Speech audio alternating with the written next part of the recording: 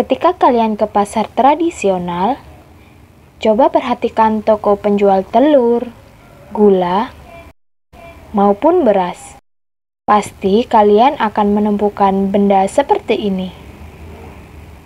Benda tersebut disebut sebagai timbangan atau neraca pasar. Nah, timbangan merupakan salah satu contoh alat ukur. Alat ukur merupakan alat yang digunakan untuk mengukur suatu benda atau barang. Pada video kali ini, kita akan membahas alat ukur panjang, massa, waktu, dan volume. Untuk memahami lebih jauh tentang macam-macam alat ukur, simak terus ya videonya.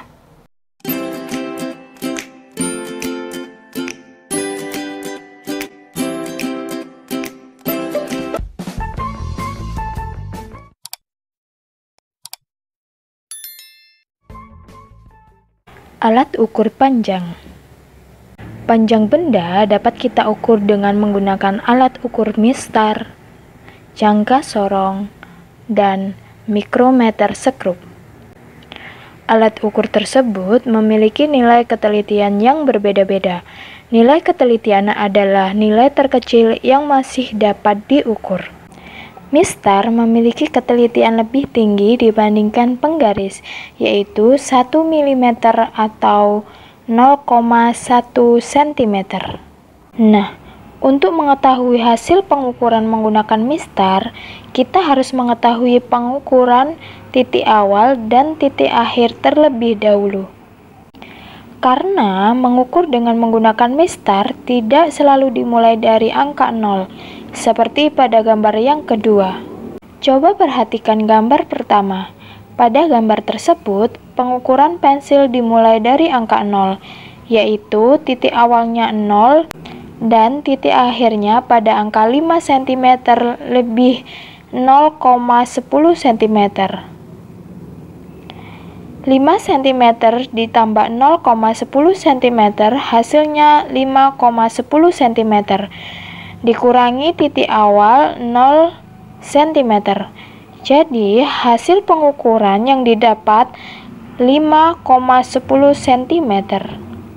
Dan hasil pengukuran pada gambar kedua yaitu titik awalnya kita lihat berada pada 2 cm.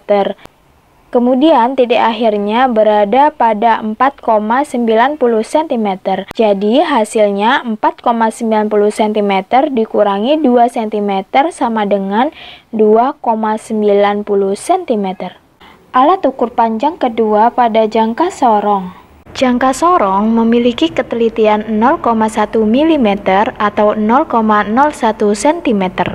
Untuk mengukur jangka sorong, kita harus mengetahui atau membaca dahulu skala nonius terdapat pada rahang geser dan skala utama yang terdapat pada rahang tetap. Coba perhatikan jangka sorong berikut. Skala utamanya berada pada angka 1,1 cm dan skala nonius dilihat dari yang berimpit tegak lurus dengan satu tanda skala utama. Coba kita lihat di sini, garis yang tegak lurus dengan skala utama berada pada angka 6,5. Jadi, skala nonius sama dengan 6,5 dikalikan ketelitian 0,01 cm sama dengan 0,065 cm. Hasil dari pengukuran yaitu skala utama ditambah skala nonius sama dengan 1,1 cm ditambah 0,065 cm. Jadi hasilnya 1,165 cm. Alat ukur panjang yang ketiga yaitu ada mikrometer sekrup. Mikrometer sekrup memiliki ketelitian 0,01 mm atau 0,001 cm.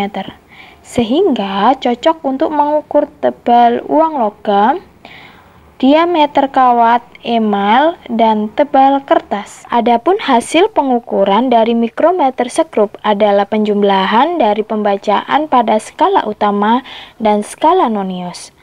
Coba kita lihat pada gambar, skala utamanya didapat 4,5 mm dan skala noniusnya 11 dikalikan ketelitian 0,01 mm, jadi hasilnya 0,11 mm. Hasil pengukurannya skala utama ditambah skala nonius. Skala utamanya tadi 4,5 mm ditambah 0,11 mm sama dengan 4,61 mm. Alat ukur massa ada timbangan pasar yang sudah kita sebutkan tadi di awal dan neraca Ohaus. Neraca Ohaus terdiri atas sebuah piringan yang digunakan untuk meletakkan benda yang akan ditimbang. Pada neraca Ohaus ada 3 lengan. Lengan pertama berskala puluhan gram, lengan kedua berskala ratusan gram, dan lengan ketiga berskala satuan gram. Pada saat pengukuran, benda yang akan ditimbang diletakkan pada piringan. Kemudian beban geser yang terdapat pada setiap lengan skala digeser hingga neraca menjadi setimbang. Setelah setimbang, massa benda dapat diketahui dengan menjumlahkan skala yang ditunjukkan oleh beban geser pada lengan skala. Nah, neraca Ohaus 3 lengan ini mempunyai ketelitian 0,1 gram. Nah, coba kita lihat pada gambar berikut ini. Neraca Ohaus. Hasil pengukuran yang didapat pada lengan pertama kita lihat bahwa yang didapat 40 gram. Pada lengan kedua 500 gram. Dan pada lengan ketiga 2,4 gram. Jadi hasil pengukuran yang didapat yaitu 542,4 gram. Stopwatch memiliki alat ukur waktu yang digunakan untuk mengukur selang waktu yang sangat pendek. Stopwatch juga bisa digunakan saat olahraga, seperti lari atau renang. Sama halnya dengan arloji. Stopwatch juga ada 2 macam. Stopwatch analog memiliki ketelitian 0,1 detik. Sedangkan stopwatch digital memiliki ketelitian 0,001 detik. Coba kita lihat pada gambar. Pada lingkaran kecil tadi menunjukkan menit dan lingkaran yang besar menunjukkan detik. Coba kita perhatikan gambar stopwatch berikut. Hasil pengukurannya didapat yaitu 3 menit. Kita lihat dari lingkaran yang kecil dan 7 detik kita lihat pada lingkaran yang besar. 3 menit dapat kita ubah menjadi detik, yaitu 3 kali 60 detik menjadi 180 detik ditambah 7 detik. Jadi hasilnya 187 detik.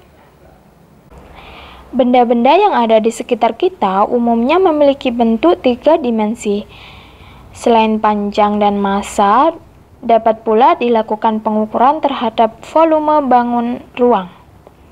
Benda yang memiliki bentuk teratur seperti kubus dan balok, maka volumenya dapat dihitung menggunakan rumus matematis.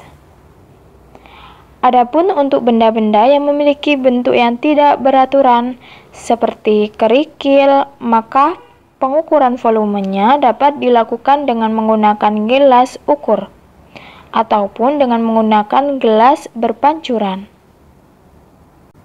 Untuk mengetahui volume suatu benda, menggunakan gelas ukur dapat dilakukan dengan cara mengisi gelas ukur dengan air hingga volume tertentu. Kemudian, benda yang akan diukur volumenya dimasukkan ke dalam gelas ukur tersebut.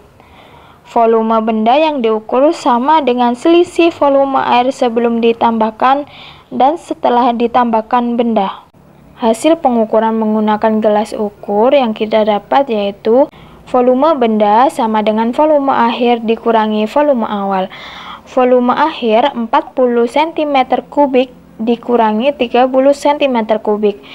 Jadi volume benda sama dengan 10 cm3. Nah, cm3 itu sama dengan mililiter. 10 cm3 setara dengan 10 ml. Jadi volume benda tersebut yaitu 10 ml.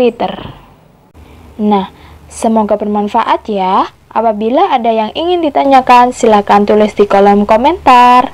Jangan lupa like, komen, dan subscribe video ini.